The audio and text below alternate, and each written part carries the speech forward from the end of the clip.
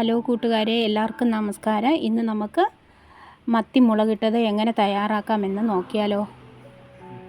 ഇതിനാവശ്യമായിട്ട് നമ്മൾ 1/2 കിലോ മത്തി ക്ലീൻ ചെയ്ത് വെച്ചിട്ടുണ്ട്.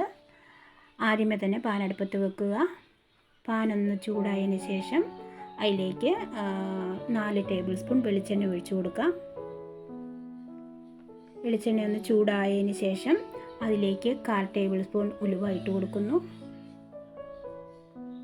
ഉലുവ ഇട്ടതിന് ശേഷം അതും ഒന്ന് ചൂടായി വരുമ്പോഴത്തേനും നമ്മൾ 1/4 ടേബിൾ സ്പൂൺ കടുകും കൂടി ചേർത്ത് കൊടുക്കുന്നു.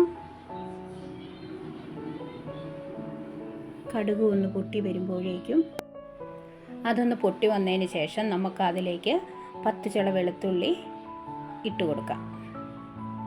ചെറിയ വെളുത്തുള്ളിയാണ്.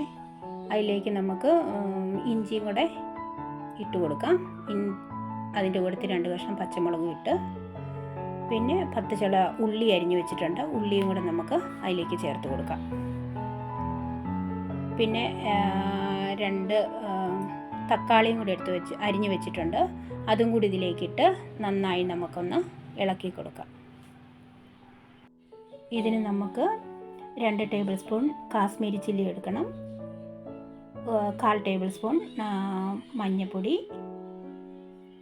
1 ടേബിൾ സ്പൂൺ മല്ലിപ്പൊടി എടുക്കണം. ഇത് മൂന്നും കൂടെ അതിലേക്കിട്ട് നമുക്ക് ഇളക്കി കൊടുക്കുന്നു.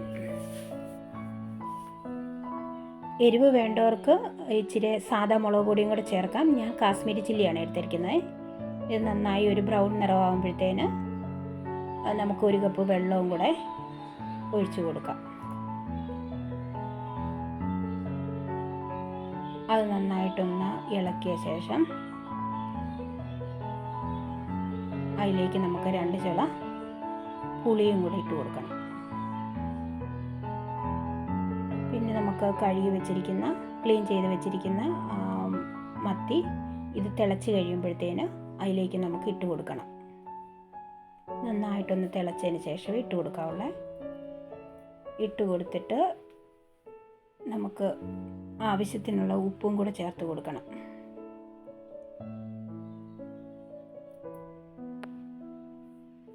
നന്നായിട്ടൊന്ന്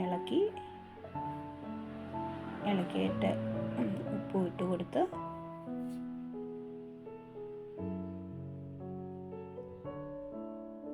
അതിൻ്റെ കൂടെ 1 കറിവേപ്പിലയും കൂടി ഇട്ട് നമ്മളിത് 20 മിനിറ്റ് അടച്ചു വെച്ച് വേവിക്കണം.